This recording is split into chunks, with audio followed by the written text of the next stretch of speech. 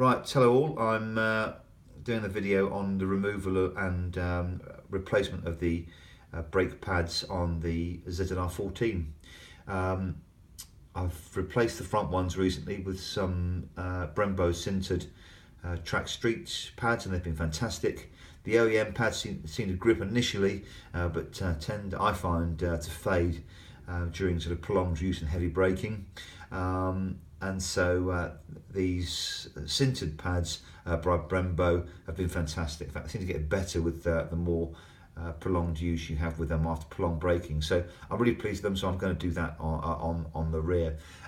These are the pads here. You can get them from Bike Talk, and I suppose you can get them from many places. That's where I got mine from. They're about 40 quid with delivery. I'm going to use some brake cleaner, a bleeding kit, and some hexi socket set or drivers, not too sure which one I'll go with at the moment, and of course the compulsory oily rag. The two bolts I'm going to open or remove first are these two bolts here, which actually keep it attached to the retainer. Sorry, I'm lying. It's these two bolts here, this one top one and that top one over there. But before I remove those two to remove from the carrier, I'm going to loosen off this. You see that underneath there? You see that? Loosen off this one here. This is the retainer for the pad. So loosen that off first so it's easier, and then remove these two bolts at the top here, which would take the caliper away from the carrier. So I'll do that now and then come back to you. Right, so there's the caliper actually removed. You can see the two bolts that I've removed at the top there, and I've just loosened the retaining pin here that will screw out. You can see the top of the caliper here where you've got the retaining spring, and inside the caliper here you can see just about the pads, which I'm going to remove in just a second. So to remove the pads then, it's take this out, back it all the way out, the clip will come loose, and then the pads should just fall out. You can see the pads have been removed. You can probably make out there's quite a lot of dirt and grit and rubbish on the back of those pistons, so I'm going to clean those up before I put the new pads in, just using a bit of these degreaser basically. Flush it all out, and I'll compress the pads back in, so the pistons back in, just literally using my fingers. You can do that on motorcycles, not so easy on cars. Once I've done that, I'll put the new pads in. I'll show you how to do that. Right, so there you go. Just a little bit of cleaning fluid then. You can see those pistons come out like new. It's really important to make sure that you get that stuff off, because what you don't want is the piston not able to go back into its seat, and that way then you get uneven pad wear, uneven disc temperatures, because the pads aren't hitting at the same time or the same pressure, and that's where you start getting warping, which is something you don't want on a motorbike. That's taken me literally 3 minutes.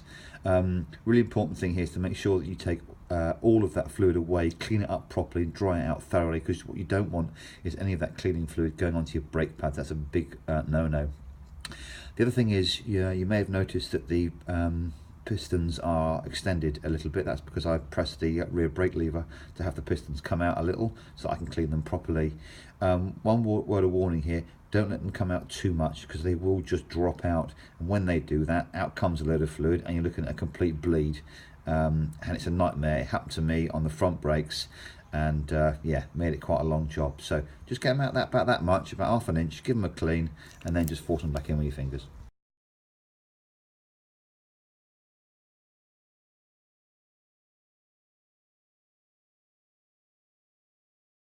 Right, so that went in no problem at all. The two bolts went in straight, and you can see there the discs are there in the background.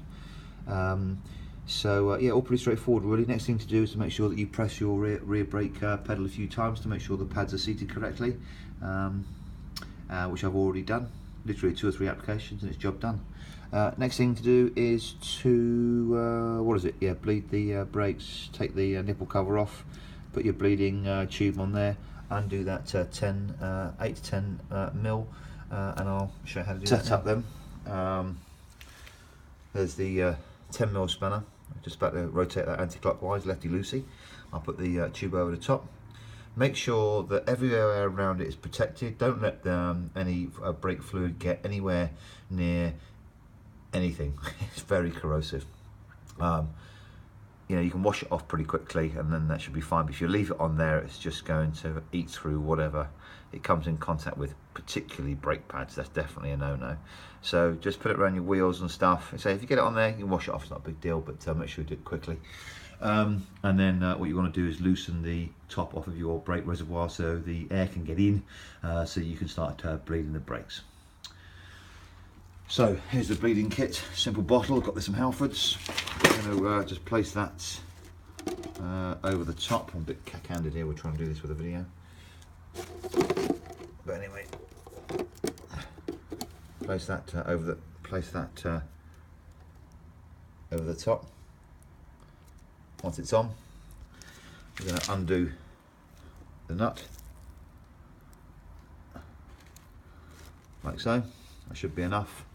And then pump the brake lever down, and then when we pump the brake lever down, we should see some movement here, as you can see now.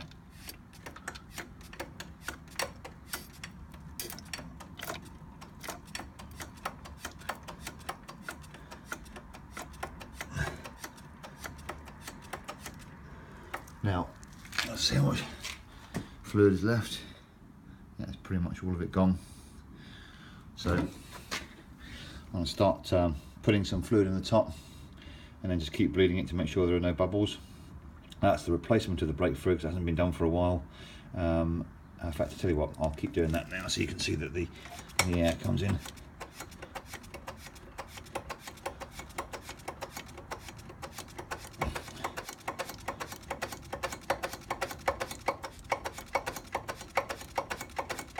You probably won't actually.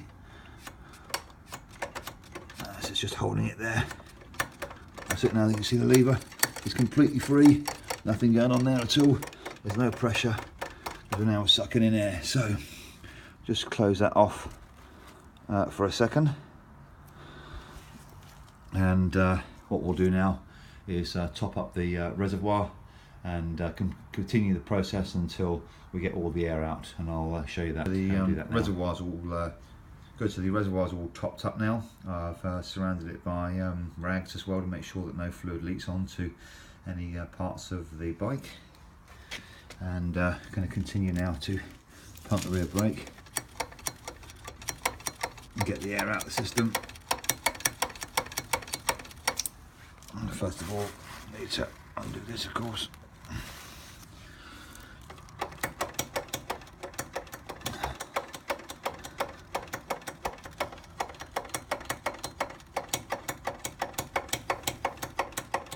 Keep pumping it, there we go.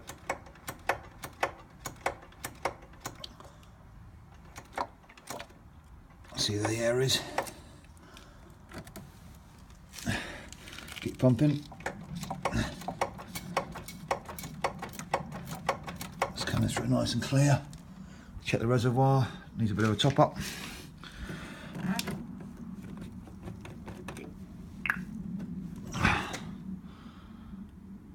Fill her up. Put the lid back on, because I always kick stuff over. Pump her a bit more. I think that'll do it. Doesn't like any air coming out there now. Good. So, final reservoir top up. Make sure it's at the right level. Just a little bit in there now. That's it. Lid back on. Close this off.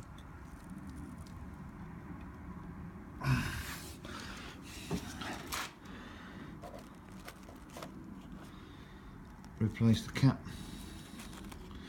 It's just a little over 4, that. That's why it's really important to have these rags around. Diaphragm cap on. And then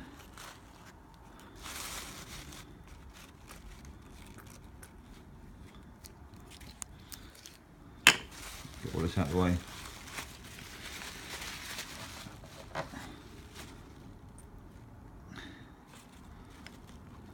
place. Couple there firmly. Get rid of any residue on here, and that, folks, is job done. That's tight. Remove the spanner, remove the nipple, clean up any nasties, and put your nipple head back on. There you go. Brake pad change and brake bleed in, well, I don't know, could have been under 10 minutes. So it's a job you can do yourself. Don't need any specialist tools or equipment. Maybe perhaps a bleeding bottle there, but a few quid, a tenner, 10mm spanner and some hexi drives. Job done. Hope it's for some use.